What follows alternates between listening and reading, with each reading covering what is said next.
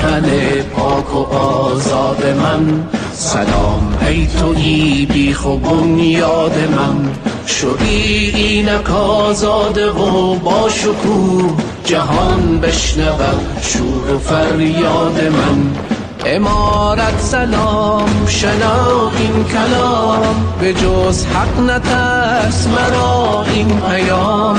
خدا با تو با دلت شاد شاد، چه تحریم شدیم چه رفتیم زیاد. جهاد و نبرد سرنوشت من است، چو دشمن همیشه مرا دشمن است. مرا ملتی پاک و هر دم شهید، همه شیر میدان ز مرد و زن است. زیادت مبر ای مرا هموطن، رشادت بود ریشه جان و تن. شهامت شهادت همیشه به پاد، چو باد جزو فرهنگ و ایمان من. تباهی سرانجام اشغالگر است، اگرچه به هر